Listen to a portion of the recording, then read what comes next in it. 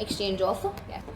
ठीक है, तो बोलते हैं एल्वियोली जो है वो प्राइमरी साइट है एक्सचेंज ऑफ गैसेस की। Exchange of gases also occur between blood and tissues, but alveoli पहला जहाँ पर होता है एक्सचेंज ऑफ गैसेस, सिंपल सी बात है, वो एल्वियोली है। ठीक है,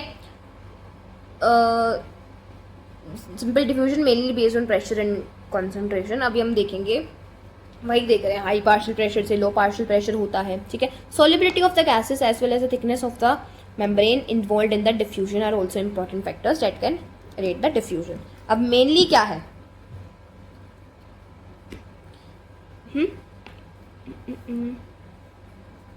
mainly based on pressure and concentration, but solubility of the gas and thickness of the membrane ये भी एक factors हैं। ठीक है, चलो, involved in the diffusion are also important factors that can affect the rate of diffusion। ठीक है, pressure contributed by an individual gas in a mixture of gases is called partial pressure। ठीक है, as PO2 for oxygen and PCO2 for carbon dioxide, मतलब partial pressure of oxygen के लिए हम PO2 use करेंगे इन PCO2 for carbon dioxide. Partial pressures of this two gases in the atmosphere air and two sides of diffusion are given in table, इसमें दिया हुआ है। ठीक है, अब सबसे पहले हम समझ लेंगे क्या चीज़ें होती हैं उसे। देखो, अब फ्लो चार्ट की वजह समझते हैं। फ्लो चार्ट से क्या है, देखो, वैसे तो हमें डायग्राम में दिया हुआ है अच्छे से, बट ये हमने फ्लो चार्ट क्लास में ही बनाया था और यहाँ भी बनाएंगे। ठीक है, ये तुम्हारा क्या हुआ, राइट एट्रियम हुआ। ठीक है, ये हुआ तुम्हारा लेफ्ट एट्रियम। ठीक है, ये हुआ तुम्हारा राइट वेंट्रिकल और ये लेफ्ट वेंट्रिकल। ठीक है, यहाँ पर भी दिया हुआ है तुम्हें फ्लो चार्ट, ये देखो, ये वाला फ्लो चार्ट, अगर तुम ध्यान से देखोगे तो ये फ्लो चार्ट दिया हुआ है। ओके, बट हम स्टिल अच्छे से यहाँ पे समझेंगे। चलो, अब क्या होगा,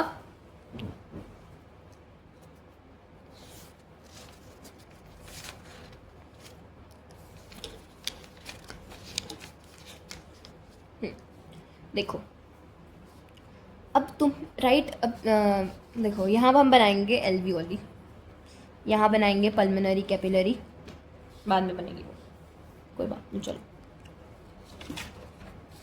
इधर देखो, ये है तुम्हारा हार्ट, जिसमें है 4 chamber, right atrium, right ventricle, left atrium and left ventricle. ठीक है, ये है तुम्हारी एल्वियोली, ये एल्वियोली हो गई, और यहाँ मैंने बना दिए हैं टिश्यूज़। ठीक है, अब इतना तो पता ही होगा, टिश्यूज़ बॉडी में होते हैं। ठीक है, अब देखो, सिंपल सी बात है, अब हमें क्या करना है, राइट एट्रियम में आती है वेना कावा। राइट एट्रियम में क्या आती है, वेना कावा। वेना कावा कहाँ से आएंगी, जो हमारी वेन्स हैं, क्या बोलते हैं इसको, हमने बोल दिया सिस्टमिक वेन्स। सिस्टमिक वेन्स क्यों बोला, क्योंकि ये ला रही हैं, क्या ला रही हैं, डीऑक्सीजनेटेड ब्लड। क्या लाएंगी भाई साहब, डीऑक्सीजनेटेड ब्लड लाएंगी। ठीक है जी, डीऑक्सीजनेटेड,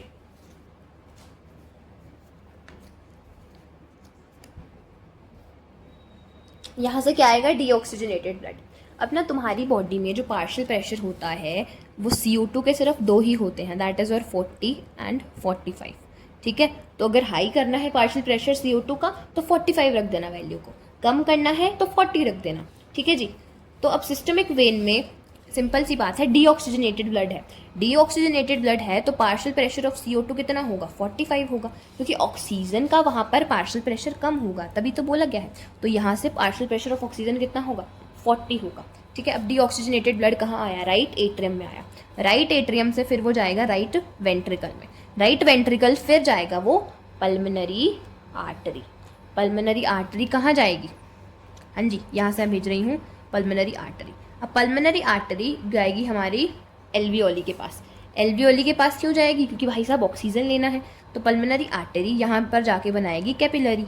ठीक है, कैपिलरी जाएगी। अब यहाँ पे क्या आएगा, यहाँ पे आएगा ऑक्सीजन, यहाँ से जाएगा CO2। ठीक है, यहाँ से जाएगा CO2 जाएगा। अब CO2, अब यहाँ पे क्या हुआ, पार्शियल प्रेशर जो हमारा है ऑक्सीजन का 159 mmHg है, कहाँ पर, एटमॉस्फेयर में, P एटमॉस्फेयर ऑक्सीजन। ठीक है, और 0.3 mmHg है कहाँ पर, हमारे पास CO2 का। ठीक है, CO2 का, हाँ जी, CO2 का क्या है, 0.3 mmHg है। तो अब भाई साहब अगर तुम्हें पता हो, देखो अगर तुम्हें पता हो तो यहाँ पर एल्वियोली में पार्शियल प्रेशर ऑफ ऑक्सीजन होता है 104 mmHg और CO2 का होता है 45, नहीं सॉरी 40 mmHg। हाँ जी 40 mmHg। हाँ, तो अब क्या होगा, ऑक्सीजन 159 बाहर हाई है, यहाँ पर कम है, तो ऑक्सीजन आ जाएगी अंदर एल्वियोली में और CO2 चली जाएगी बाहर, क्योंकि यहाँ पर 40 है, वहाँ पर 0.3 है, ठीक है, तो बाहर चली जाएगी CO2। अब ये क्या, ऑक्सीजन तो आ गई पल्मोनरी कैपिलरी में और CO2 यहाँ से हम लाए थे पल्मोनरी आर्टरी से, डीऑक्सीजनेटेड ब्लड था, तो वो चली गई कहाँ पे, एल्वियोली में, और बाहर चली गई वहाँ से। अब ये पल्मोनरी कैपिलरी थी यहाँ पर हमारे पास, ये अब कैपिलरी है। कैपिलरी क्या होता है, आर्टरीज और वेन का कनेक्शन होता है, मतलब ये आर्टरी है और ये वेन है, ये यहाँ से वेन आई, ठीक है, यहाँ से आर्टरी आई, ये क्या हो गई, कैपिलरी हो गई, ठीक है, रफ समझ रहे हैं सब कुछ। यहाँ से क्या होगा, अब जाएगी ये, क्या जाएगी, ये पल्मोनरी वेन जाएगी। पल्मोनरी वेन कहाँ जाएगी, लेफ्ट एट्रियम में। ये क्या है, पल्मोनरी वेन है। ये क्या थी, पल्मोनरी आर्टरी थी। क्या थी भैया, पल्मोनरी आर्टरी थी, ठीक है, पल्मोनरी आर्टरी थी ये। अब यहाँ क्या है, पल्मोनरी वेन है। पल्मोनरी वेन में पी ऑक्सीजन कितना होता है, 95 mmHg, ठीक है, 95 mmHg, ठीक है।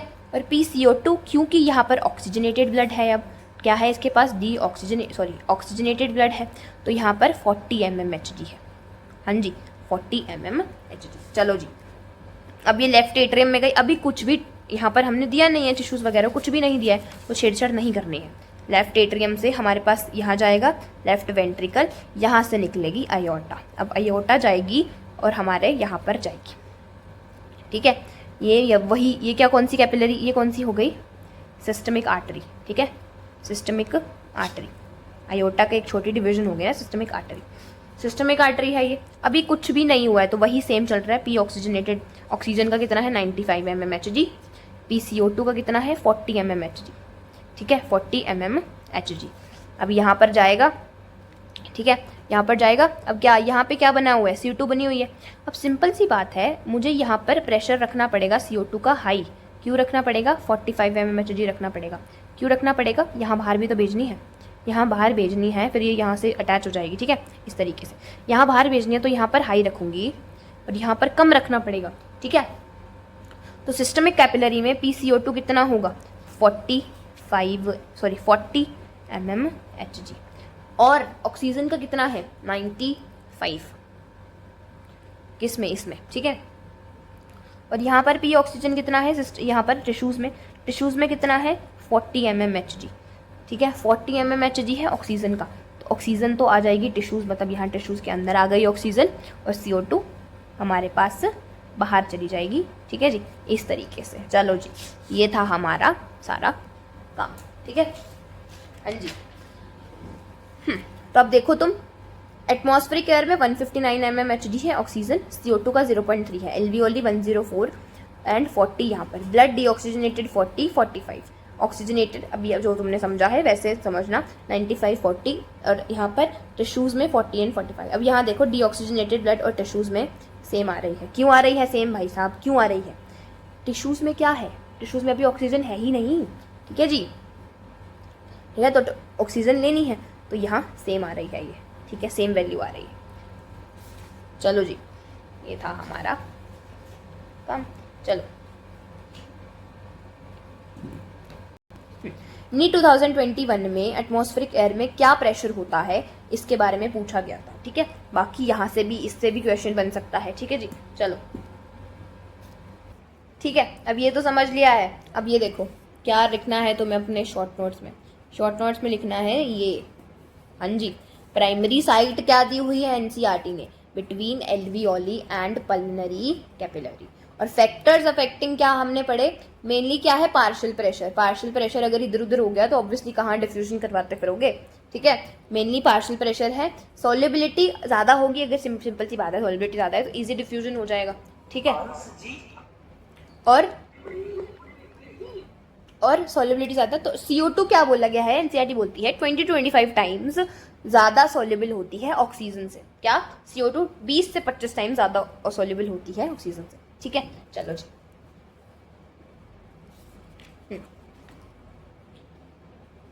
ओके, बाकी और अभी हम देखते हैं। ओ ये तो हाँ, thickness of the diffusion membrane पे भी डिपेंड करता है। यहाँ पर दिया हुआ है ना thickness of the diffusion membrane, तो लेस देन 1 मिलीमीटर होती है thickness of the diffusion membrane, ठीक है। हाँ जी, चलो यहाँ पर जो ये डायग्राम है इसको भी देखो, ये वही है, ये लेफ्ट एट्रियम हो गया, यहाँ से हमारे सिस्टमिक वेन से डीऑक्सीजनेटेड ब्लड आया, फिर वो पल्मोनरी आर्टरी गई यहाँ पर, ठीक है। इस तरीके से पूरा डायग्राम वही फ्लो चार्ट है, अच्छे से देख लेना इसको। वो फ्लो चार्ट जैसे हमने समझा है वैसे ही तुम समझने की कोशिश करना, और अगर समझ ना आए, सिंपल सी बात है, अभी ये शॉर्ट नोट्स का लेक्चर है, समझ ना आए डिटेल में समझना है, और ठीक है वैसे तो उसे समझ आ जाएगा, बट डिटेलिंग में और ज़्यादा अच्छे से समझना चाहते हो तो डिटेल लेक्चर में दिया गया है, जाके देखो यार डिटेल लेक्चर, बहुत अच्छे से समझ आ जाएगा ये चीज़, ठीक है। हमने अच्छे से फ्लो चार्ट बनाकर समझा था उसमें। ओके, चलो जी। Okay, as the solubility of CO2 is 20 to 25 times higher than that of oxygen, the amount of CO2 that can diffuse through the diffusion membrane per unit difference in partial pressure is much higher that compared to oxygen। ये line को कर लो underline, ठीक है। बोला गया है CO2 की जो होती है diffusion than of oxygen, the amount of CO2 that can diffuse to the diffusion membrane per unit difference in partial pressure is much higher compare to that of oxygen, ठीक है। ज़्यादा होती है CO2 सोल्यूबल, तो उसकी वजह से उसकी डिफ्यूजन भी ज़्यादा होती है। The diffusion membrane 3 major layer से बनी होती है, ठीक है। 3 major layers namely the thin squamous. अब बेसिकली मैं डायग्राम फ्लो चार्ट ले आई थी, बट यहाँ पर ही बना हुआ है तो कोई फ्लो चार्ट चिपकाने की जरूरत नहीं है, तुम्हें एनसीईआरटी में ही देखना है, ठीक है। अब यहाँ पर क्या है तुम्हें दिया गया है, ये बेसमेंट सब्सटेंस है इसके बीच में, ये क्या है squamous epithelium of alveolar wall. Squamous epithelium है, एंडोथेलियम क्या होती है, स्क्वेमस एपिथेलियम ही होती है, बट ब्लड वेसल्स की होती है, ठीक है। ये वो ब्लड कैपिलरी है जिसको हम पल्मोनरी कैपिलरी बोल रहे हैं, ठीक है, पल्मोनरी कैपिलरी बोल रहे हैं, ठीक है जी। चलो जी, बोलते हैं इसका जो थिकनेस है वो लेस देन 1 मिलीमीटर होता है, ठीक है, तो लेस देन 1 मिलीमीटर होता है, ठीक है। हाँ जी, यहाँ पर ही लिख लो फिर तुम, कहाँ गया, ठीक है। तो तुम अपने फ्लो चार्ट में यही लिख लेना thickness of the diffusion membrane, because NCERT में अलग से डायग्राम दे रखा है, ठीक है। तो एनसीईआरटी में अलग से डायग्राम दे रखा है। तो द थिन स्क्वेमस एपिथेलियम, तो एल्वियोली की थिन स्क्वेमस एपिथेलियम और basement substance and endothelium of blood capillary, ये होती है डिफ्यूजन मेम्ब्रेन टुगेदर। चलो जी, हाँ जी। तो एनसीईआरटी लिखती है, वेरी इंपॉर्टेंट पॉइंट, जो टोटल थिकनेस है इसकी, however its total thickness is much less than the millimeter, ठीक है। ओके, चलो नेक्स्ट पेज पे आ जाओ। नेक्स्ट पेज है ट्रांसपोर्ट ऑफ गैसेस का। ट्रांसपोर्ट ऑफ गैसेस में अगर मैं बात करूं, blood is the medium of transport of oxygen and CO2। बोला गया है अबाउट 97% ऑफ ऑक्सीजन ट्रांसपोर्ट होती है आरबीसी में इन द ब्लड। आरबीसी में कैसे, हीमोग्लोबिन के through, haemoglobin plus oxygen bind करते हैं और ऑक्सीजन ट्रांसपोर्ट होती है, ठीक है जी। द रिमेनिंग 3% जो बचती है वो होती है प्लाज्मा में डिजोल्व होगी। प्लाज्मा क्या होता है, मैट्रिक्स होता है किसका, ब्लड का, ठीक है। और अब CO2 की बात करें, CO2 20 से 25% CO2 आरबीसी में हीमोग्लोबिन के साथ जाती है, वेरे 70% जाती है HCO3 नेगेटिव। HCO3 नेगेटिव क्या होता है, बाइकार्बोनेट आयन को बोलते हैं, ठीक है। और 7% जाती है प्लाज्मा के थ्रू, ठीक है। 7% कैसे जाती है, प्लाज्मा के थ्रू, ठीक है जी। चलो अब ट्रांसपोर्ट ऑफ ऑक्सीजन की बात कर ले। हीमोग्लोबिन एक रेड कलर्ड पिगमेंट है, हीम प्लस ग्लोबिन से बना हुआ है, तो इतना ज़्यादा डिटेल में जाने की अभी ज़रूरत नहीं है, अभी जितना एनसीईआरटी में लिखा हो उतना ही सफिशिएंट है, ठीक है। ईच हीमोग्लोबिन मॉलिक्यूल, अब ईच हीमोग्लोबिन हमने देखा था क्या होता है भाई साहब, each haemoglobin molecule can carry 4 molecule of oxygen, ये होता है, ठीक है। चलो ठीक है, binding of oxygen with haemoglobin is primarily related to the partial pressure of oxygen. अभी ये जो है पार्शियल प्रेशर ऑफ ऑक्सीजन पे सबसे ज़्यादा डिपेंड करता है कि कैसे बाइंड करेगा, जो 4 लगे हुए थे ना, वैसे पार्शियल प्रेशर ऑफ ऑक्सीजन पे डिपेंड करेगा। Partial pressure of CO2, hydrogen ion concentration and temperature are the other factors which can interfere with this binding, ठीक है। अभी समझते हैं क्या बोल रहे हैं ये। A sigmoid curve is A sigmoid curve is obtained with percentage saturation of hemoglobin with oxygen is plotted against the partial pressure of oxygen. अब यहाँ देखो भाई साहब तुम, ठीक है, वैसे मैंने क्लास में बहुत अच्छे एग्जाम्पल्स बहुत अच्छे वे में समझाया था, बट अगर हम बात करें यहाँ पर समझने की, ठीक है, यहाँ देखो, जैसे कि अगर मैं बात करूँ ना, तो एवरी 100 ml ऑफ ब्लड में 15 ग्राम हीमोग्लोबिन होता है, ठीक है, और एवरी 100 ml ऑफ ब्लड में 20 ml ऑक्सीजन पाई जाती है, ठीक है, 20 ml ऑक्सीजन पाई जाती है। अब इसी से रिलेट करके समझो, अगर नॉर्मल कंडीशन चल रही है, तुम कुछ भी नहीं, आराम से बैठे हो, नॉर्मल कंडीशन है, आराम से जो भी अपना डे टू डे वर्क कर रहे हो, ठीक है, तो क्या होता है 75% तक सेचुरेशन होता है। 75% तक सेचुरेशन क्या है, मान लो ये जो ऑक्सीजन था ये से 4 लगता होता है, ठीक है, अगर 100% सेचुरेशन हो गया, 100% सेचुरेशन हो गया, तो जो ब्लड में हमारे पास हीमोग्लोबिन प्रेजेंट है, ये हीमोग्लोबिन है, इसके ऊपर 4 ऑक्सीजन लगते हैं, ठीक है, नॉर्मली, ठीक है, अगर 100% सेचुरेशन है तो इस तरीके का दिखेगा तुम्हें। बट अब क्या है, 100% तो नहीं होगा, सिंपल सी बात है, 75% तक सेचुरेशन होता है जब हम नॉर्मल काम कर रहे होते हैं। अब 75% सेचुरेशन का क्या मतलब है कि इस तरीके से दिखेगा तुम्हें, ठीक है। ये वाला ऑक्सीजन कहाँ गया, ये वाला ऑक्सीजन जाता है टिश्यूज़ को, टिश्यूज़ को काम करने के लिए, हमारे जो ऑर्गन्स हैं, टिश्यूज़ हैं, उनको काम करने के लिए ऑक्सीजन जाएगा, ठीक है, इसीलिए बोलते हैं 75% तक सेचुरेशन होता है नॉर्मल फिजियोलॉजिकल कंडीशन में, ठीक है जी। अब अगर इसको मैं ऑक्सीजन से रिलेट करूँ, यहाँ पर तो मैं हीमोग्लोबिन था, ठीक है, कि 75% तक सेचुरेशन हुआ है इसका। अब ऑक्सीजन क्या है, 100 ml में 20 ml ऑक्सीजन पाया जाता है, 20 ml ऑक्सीजन। अब यहाँ पर देखो एक और कंडीशन, 25% तक सेचुरेशन हुआ। 25% तक सेचुरेशन का क्या मतलब हुआ, अगर मैंने बोला ये 25% है, ये 25% है, ये 25% है, तो जाके 100% बनता है। अगर 25% सेचुरेशन हुआ तो ये एक ही ऑक्सीजन लगेगा। अब ये जो तीन थे, ये कहाँ जाएंगे, ये जाएंगे टिश्यूज़ को। ये क्यों जाएंगे टिश्यूज़ को, ठीक है, जो हमारा ब्लड है वहाँ पर सिर्फ तुम्हें ये ऑक्सीजन दिखेगा, ठीक है। क्यों भाई साहब, क्योंकि 25% सेचुरेशन में चलता है एक्सरसाइज मतलब बहुत ही एक्सट्रीम लेवल की एक्सरसाइज कर रहा है तो कोई इंसान, तो ऑब्वियसली टिश्यूज़ को ज़्यादा, जो मसल सेल्स हैं, टिश्यूज़ हैं हमारे, उनको ज़्यादा चाहिए ऑक्सीजन, ठीक है, तो ये जाएगा, ये जो तीनों है ऑक्सीजन को जाएगा। ये हुआ 25% तक सेचुरेशन की, एक ही ऑक्सीजन घूम रहा है ब्लड में, ठीक है, ऐसे मान के इसको रिलेट करके चलो, इस तरीके से होती हैं चीज़ें, ठीक है। चलो एक चीज़ कहता है 15 ml यहाँ जाएगा टिश्यूज़ को, ठीक है, चलो, हाँ जी। तो the curve is called the oxygen dissociation curve, मतलब पार्शियल प्रेशर ऑफ ऑक्सीजन पे डिपेंड करेगा कि ये ऑक्सीजन लगाने हैं, तो ये ऑक्सीजन डिसोसिएशन कर्व लगा दिया है हमने, ठीक है। 75% सेचुरेशन पे क्या भी देखा है हमने, क्या होगा, ठीक है। So this curve is called oxygen dissociation curve and is highly useful in studying the effect of factors like PCO2, H+ concentration। अब इसके बारे में बात करते हैं, देखो फ्लो चार्ट से बात करें।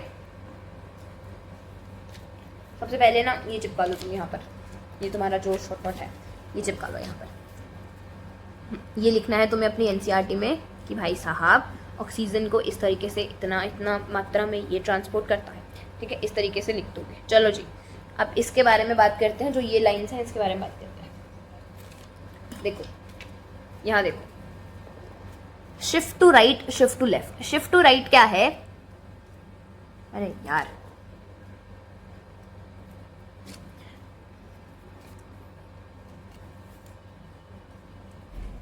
ठीक है। अब shift to right, shift to left क्या है। शिफ्ट टू राइट है एट टिश्यूज। एट टिश्यूज पे क्या है, सिंपल सी बात है, ध्यान से सुनो।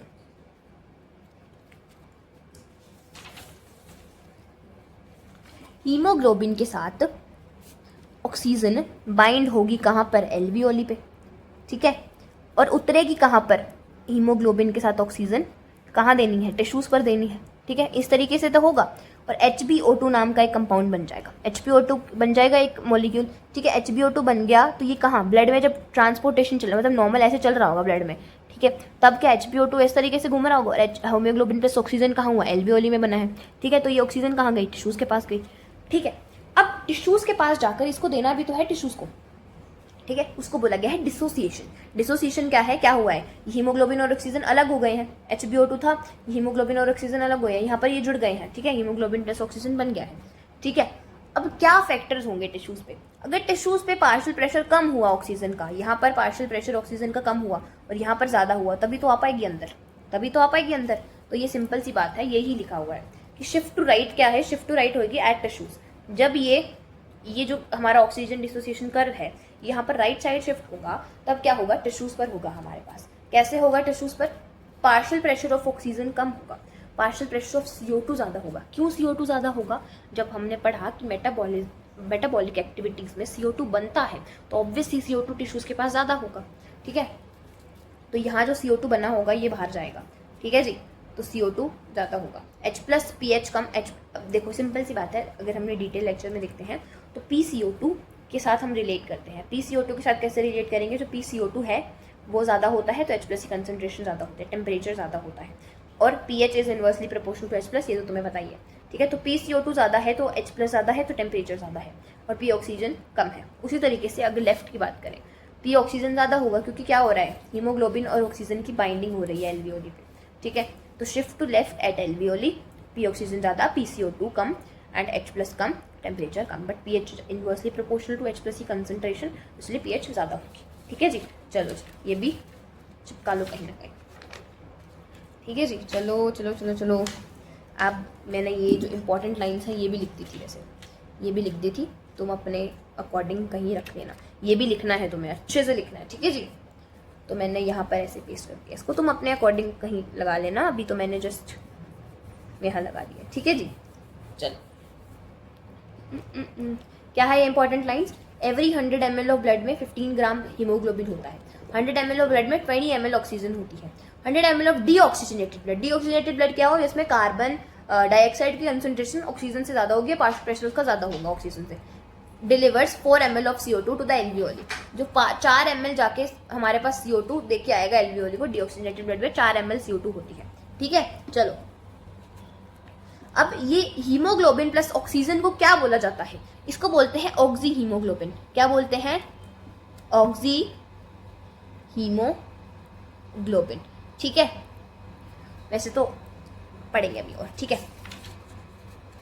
ऑक्सी हीमोग्लोबिन बोला जाता है जब हीमोग्लोबिन प्लस ऑक्सीजन जुड़ते हैं। ठीक है, तो ये 97% तक ऐसे जाता है, 3% प्लाज्मा में। HbCO2 को क्या बोला जाता है, carb amino haemoglobin, carbamino haemoglobin. ठीक है, चलो कहाँ पढ़ते हैं हम, तो इस फैक्टर्स के बारे में हमने पढ़ लिया है, अच्छे से पढ़ लिया है। ठीक है, इसको भी हम पेस्ट कर देंगे यहाँ पर। So in the alveoli where there is high partial pressure of oxygen, low partial pressure of CO2, lesser H plus concentration and lower temperature, the factors are all favorable for the formation of oxyhemoglobin. Whereas in the tissue where low partial pressure of oxygen, high partial pressure of CO2, high H plus concentration are favorable for the dissociation of oxygen from the oxyhemoglobin. This clearly indicates that oxygen get bound to hemoglobin in the lung surface and get dissociated at the tissue. Every 100 ml of oxygenated blood can deliver around 5 ml of oxygen to the tissues under normal physiological condition. Done. ठीक है, तो इसको भी हम paste कर लेंगे, कहाँ पर कर देंगे, कहीं भी एक बार कर दो। ठीक है, चलो यहाँ पर कर दिया। ठीक है, चलो जी, अरे यार हो जाओ। ठीक है जी, चलो इसको पेस्ट कर लेना, जहाँ पे तुम्हें अगर तुम्हें लिखना हो एनसीईआरटी में पेंसिल से लिख लेना, बट स्टिकी नोट्स भी लगा सकते हो या एक पेज भी बना सकते हो इसके लिए। ठीक है, चलो ये भी हो गया done. Transport of carbon dioxide देख लो यार,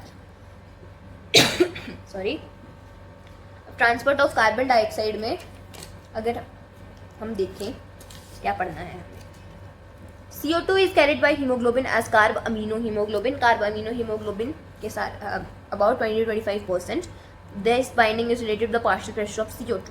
PO2 is a major factor which could affect the binding. Simple सी बात है, अगर हमें CO2 को बाइंड करवाना है, ऑक्सीजन की कंसंट्रेशन ज़्यादा हो गई या पार्शियल प्रेशर ज़्यादा हो गया, तो ऑब्वियसली वो बाधा डालेगा CO2 की बाइंडिंग में। ठीक है, when PCO2 is high and PO2 is low as in tissues, more binding of carbon dioxide occurs, whereas when the PCO2 is low. यहाँ पर देखो इंपॉर्टेंट लाइन क्या हुई, the binding is related to the partial pressure of CO2. PO2 is a major factor which could affect this. ठीक है, so when PCO2 is high, हाँ हो गया ये लाइन। ठीक है, तो when the PCO2 is low and P oxygen is high as in the alveoli, dissociation of CO2 from carb amino hemoglobin take place. ठीक है, CO2 which is bound to hemoglobin from the tissues is delivered at the alveoli. RBC contain a very high concentration of the चलो समझते हैं क्या होगा। ठीक है। अब बाइकार्बोनेट से 70% तक हमारा CO2 ट्रांसपोर्ट हो रहा है। किस तरीके से होगा? CO2 प्लस H2O मिलेंगे और कार्बोनिक एनहाइड्राइज की मदद से, कार्बोनिक एनहाइड्राइज क्या होती है, क्या होती है भाई साहब, जो ये बनवाती है, ठीक है, और आगे ये भी काम करवाएगी, ठीक है। तो CO2 प्लस H2O मिलेंगे। CO2 प्लस CO2 कहाँ से आएगा, कहाँ से आएगा भाई साहब? टिश्यूज से आएगा, टिश्यूज से आएगा, सिंपल सी बात है। तो टिश्यूज से CO2 आया और हमारे पास ये कहाँ पर है, कहाँ पर चल रही है ये रिएक्शन? RBC में चल रही होगी, सिंपल सी बात है, RBC में चल रही होगी, ठीक है। तो ये RBC में चल रही है, RBC है, ठीक है। CO2 plus H2O carbonic anhydrase, carbonic anhydrase, ठीक है। वैसे अगर नॉर्मली करा जाए ये रिएक्शन तो 200 मॉलिक्यूल बनते हैं इसके, सिर्फ 200। बट अगर यहाँ पर ये कार्बोनिक एनहाइड्रेज प्रेजेंट है, एंजाइम प्रेजेंट है, अब क्या होगा? 6 लाख पर सेकंड। ये 200 कब बनेंगे? 1 घंटे में बनेंगे। ये अब बन रहे हैं 6 लाख पर सेकंड, ठीक है। तो कार्बोनिक एनहाइड्रेज H2CO3 बनाएंगे, ठीक है, इस तरीके से। फिर कार्बोनिक एनहाइड्रेज, अब ये तो बाइकार्बोनेट नहीं है, ये है बाइकार्बोनेट, तो प्लस H प्लस निकल जाएगा, ठीक है। अब तुम समझ रहे हो H प्लस की कॉन्सेंट्रेशन से हम क्यों कर रहे थे, ठीक है। चलो जी, H प्लस निकल जाएगा, H2CO3। अब ये HCO3 नेगेटिव, ये दोबारा से रिवर्सिबल रिएक्शन क्यों है? ये दोबारा से यहाँ ऐसे बनाएगी, यहाँ ऐसे जाएगी, और ये CO2 कहाँ चला जाएगा? एल्वियोली पे। ये CO2 कहाँ चला जाएगा? एल्वियोली पे, ठीक है। तो ये ब्लड में जाने के लिए HCO3 नेगेटिव बनेगा पहले, बट एल्वियोली पर जाकर ये दोबारा से CO2 बन जाएगा, ठीक है। इसीलिए रिवर्सिबल रिएक्शन है ये। At the tissue site where partial pressure of CO2 is high due to the catabolism, ठीक, सिंपल सी बात है। CO2 diffuses into the blood, RBC and plasma. अब ये देखो लाइन, देखो यहाँ पर, RBC contain a very high concentration of the enzyme carbonic anhydrase and minute quantities of the same is present in the plasma। चलो जी, carb amino haemoglobin होता है, ना कि कार्बोक्सी हीमोग्लोबिन, ठीक है। कार्बोक्सी हीमोग्लोबिन जो CO के साथ बनता है, कार्बन मोनोऑक्साइड के साथ बनता है कार्बोक्सी हीमोग्लोबिन, ठीक है। डिटेल लेक्चर में उसके बारे में भी दिया हुआ, जाकर पढ़ना अच्छे से, ठीक है। At the alveolar site where PCO2 is low, the reaction proceeds in the opposite direction, ठीक है, leading to the formation of CO2 and water. The CO2 trapped as a bicarbonate at tissue level and transported to the alveoli is released out as CO2. Every 100 ml of deoxygenated blood delivers approximately 4 ml of CO2 to the alveoli, ठीक है। चलो जी, अब यहाँ देख लो, हम ले आए हैं शॉर्ट नोट्स। क्या है शॉर्ट नोट इसका? ये देखो, ट्रांसपोर्ट ऑफ CO2 20-25% होता है कार्ब अमीनो हीमोग्लोबिन बनके। वो कैसे बनता है वो दिया हुआ है, और NCERT में ये दिया हुआ था, इसीलिए मैंने इसको यहाँ नहीं लिखा, ठीक है जी। जो चीज़ें NCERT में दी हुई है उसको क्यों ही लिखना है तुम्हें फालतू में, ठीक है। तो यहाँ NCERT में दिया हुआ था ये वाला चीज़, तो इसलिए मैंने यहाँ पर अलग से नहीं लिखा उसको। अब आता है regulation of respiration. Regulation of respiration में क्या है? Human beings having a significant ability to maintain and moderate the respiratory rhythm to suit the demand of the body tissues. Simple सी बात है, हमें रेगुलेशन, मतलब रेगुलेशन एक बॉडी में कंट्रोल होना चाहिए, ठीक है। एक बॉडी को खुद को संभालना आना चाहिए, तो वही है रेगुलेशन करना, एक कोऑर्डिनेशन में चलना बॉडी का, ठीक है। This is done by the neural system, a specialised centre present in the medulla region of the brain called respiratory rhythm centre is primarily responsible for the regulation, ठीक है। Respiratory rhythm centre कहाँ present है? Medulla region of the brain, part of hind brain होता है। हमारे brain में 3 part होते हैं, fore brain, mid brain and hind brain. Hind brain का पार्ट क्या है? मेडुला रीजन है, मेडुला ऑब्लोंगेटा होता है, जहाँ पर रेस्पायरेटरी रिदम सेंटर प्रेजेंट होता है। अब ये किसके प्राइमरली कंसर्न्ड, किसके लिए है? ये नॉर्मल ब्रीदिंग के लिए है, और एक ये मेन सेंटर है। मेन सेंटर है तो क्या इसके अंडर कुछ सेंटर्स आते होंगे जो इसको ही काम करने को कहेंगे, मतलब इसके, ये एक मेन सेंटर है तो मेन सेंटर के अंडर बहुत सारे सेंटर्स आते होंगे। अब ये वाला सेंटर है जो ये कहेगा कि तुम ही काम करके दो, मैं तुम्हें बता रहा हूँ ये काम करना है, ठीक है। चलो, another center present in the pons region of the brain called pneumotaxic center can moderate the functions of the respiratory rhythm center. Neural signals from this center can reduce the duration of the inspiration and therefore alter the respiratory rate. अब एक और centre होता है that is और Pond's reason में। Pond's reason कहाँ है? Hind brain में ही प्रेजेंट है पॉन्स रीजन। पॉन्स रीजन में क्या होता है? हमारे पास न्यूमोटेक्सिक सेंटर प्रेजेंट होता है। न्यूमोटेक्सिक सेंटर क्या है? न्यूमोटेक्सिक सेंटर होता है जो अब वो क्या करेगा, ड्यूरेशन ऑफ इंस्पायरेशन को कम कर देगा। ड्यूरेशन कम करने से क्या होगा? अब सिंपल सी बात है, अब इनहेल करने में एक्सहेल करने में कम टाइम लगेगा तो उसका रेट बढ़ जाएगा। जब तुम कम टाइम में इनहेल और एक्सहेल करोगे तो ब्रीदिंग का रेट बढ़ जाएगा, ब्रीदिंग जोर जोर से फास्ट फास्ट करनी पड़ेगी क्योंकि हमने टाइम कम कर दिया है, ठीक है।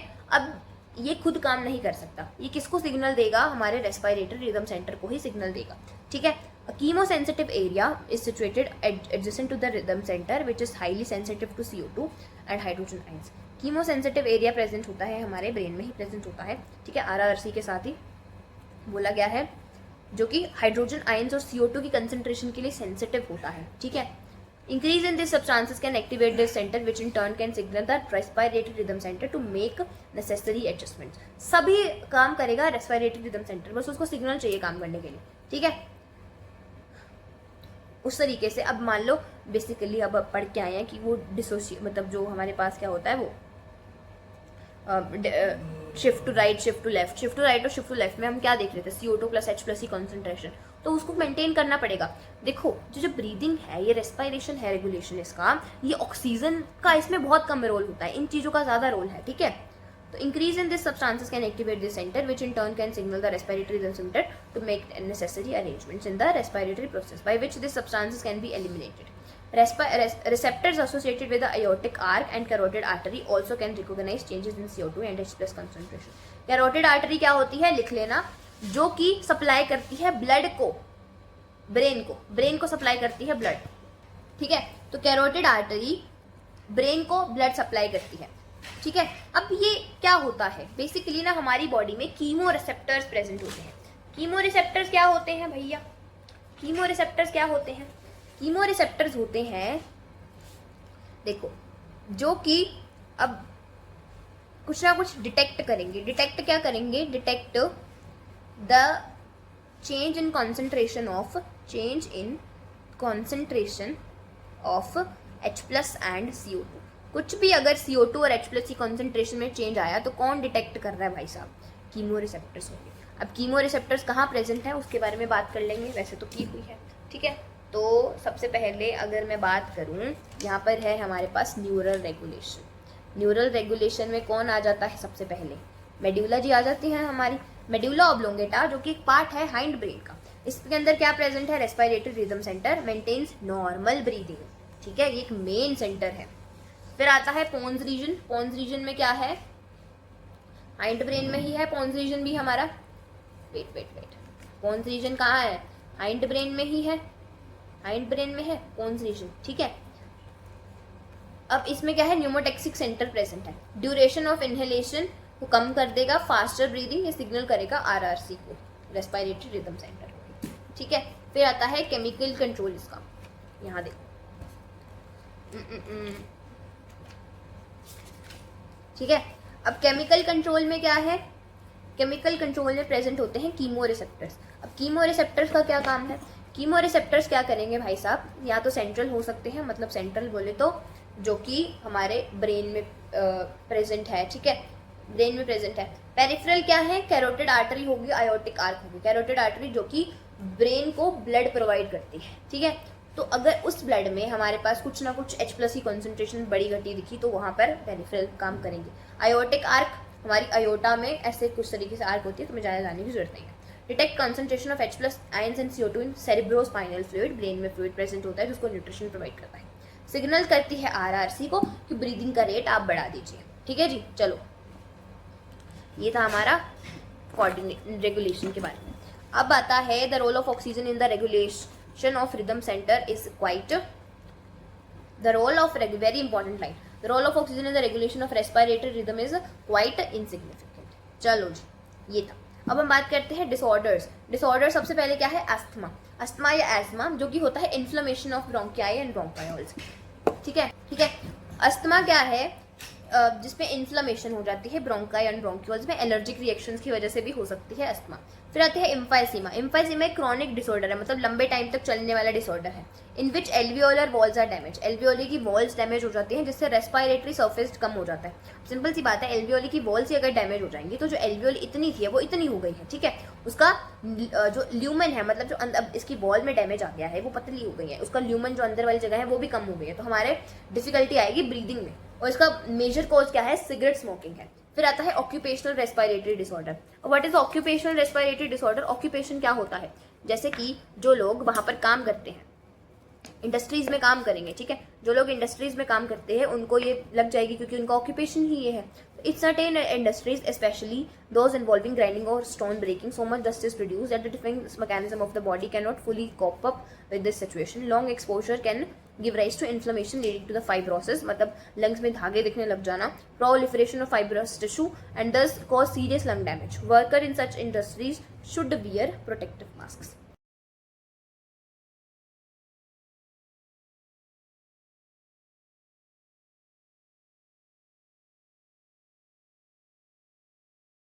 ठीक है, अब हम थोड़ी समरी पढ़ लेते हैं। Cells utilise oxygen for the metabolism and produce energy along with the substances like carbon dioxide which is harmful. ठीक है, ऑक्सीजन लेती है, तोड़ती है ग्लूकोज अमीनो एसिड्स को और उससे एनर्जी प्रोड्यूस होती है, CO2 प्रोड्यूस होती है, CO2 बाहर निकल जाती है, ठीक है, चूंकि हमारी बॉडी के लिए हार्मफुल होती है। Animals have evolved different mechanism for the transport of oxygen to the cells for the removal of carbon dioxide from there. We have a well-developed respiratory system comprising 2 lungs and associated air passages to perform these functions. The first step in the respiration is breathing, by which atmospheric air is taken in, inspiration, and the alveolar air is released out. सबसे पहले breathing आता है, exchange of oxygen and CO2 between deoxygenated blood and alveoli. फिर उसके बाद alveoli पर exchange होता है, फिर उसके बाद transport होता है blood में, फिर हमारा टिश्यूज के पास ऑक्सीजन जाती है, CO2 वापस आती है, फिर होता है सेलुलर रेस्पिरेशन। ये स्टेप्स होते हैं ब्रीथिंग में। Inspiration and expiration are carried out by creating pressure gradients. कैसे बनाया? डायफ्राम फ्लैट किया, एक्सटर्नल इंटरकोस्टल मसल्स को कॉन्ट्रैक्ट किया, ठीक है, और एक्सपायरेशन में क्या किया हमने? डायफ्राम को फिर से रिलैक्स किया और क्या किया? एक्सटर्नल इंटरकोस्टल मसल्स को भी रिलैक्स किया। फिर आता है volumes of air involved in this activities can be estimated with the help of spirometer and are of clinical significance. Exchange of oxygen and CO2 at the alveoli and tissues occur by diffusion. Rate of diffusion is dependent on the partial pressure gradients of oxygen and CO2. Simple सी बात है। The solubility as well thickness of the diffusion surface. These factors in our body facilitate diffusion of oxygen from the alveoli to the deoxygenated blood as well as from the deoxygenated blood to the tissues. The factors are favorable for the diffusion of CO2 in the opposite direction from tissues to alveoli. ठीक है। Oxygen is transported mainly as oxyhemoglobin 97% in the alveoli, where PO2 is higher. Oxygen get bound to hemoglobin which is really dissociated at the tissues, where PO2 is low and PCO2 and H plus concentration are high. वही सारा shift to right, shift to left वाली चीजें गई हैं। Nearly 70% of the carbon dioxide is transported as bicarbonate with the help of enzyme carbonic anhydrase. 20-25% of the carbon dioxide is carried by the hemoglobin as carb amino hemoglobin बोला गया है, not carboxy hemoglobin. In the tissues where PCO2 is high, simple सी बात है, बनता है, it gets bound to the blood, whereas in the alveoli where PCO2 is low, PO2 is high, it gets removed from the blood. ठीक है। Respiratory rhythm is maintained by the respiratory center in the medulla region of the brain and hemotaxic center in the pons region of the brain and a chemosensitive area in the medulla and can alter respiratory mechanism. ठीक है, बाकी disorders हैं उनके बारे में कुछ नहीं है सर समरी में, बट यहाँ पर है। ठीक है, आई होप अच्छा लगा होगा आज का लेक्चर, अच्छे से समझ आ गया होगा। बाकी PYQs का सेशन भी है, ठीक है, तो इसी तरीके से शॉर्ट नोट्स बनाने हैं और जब रिवाइज करोगे अच्छे से चैप्टर को पूरे, जब नोट्स रिवाइज करके NCERT अच्छे से पढ़ के जब तुम रिवाइज करने बैठोगे शॉर्ट नोट्स से तो काफ़ी ईजी हो जाएगा तुम्हारे लिए चैप्टर रिवाइज करना। ठीक है, तो क्या करना है? शॉर्ट नोट्स देखने हैं, बाकी डायग्राम देखने हैं, कुछ ना समझ आए तो वही NCERT पे देख लेना है। ठीक है, इस तरीके से शॉर्ट नोट्स बनाओगे तो आराम से रिवाइज होगा चैप्टर। ठीक है, तो आई होप अच्छा लगा होगा लेक्चर। सब्सक्राइब कर देना बायोबडी को और अपने फेलो नीट एस्पिरेंट्स के साथ शेयर कर देना। Thanks for watching.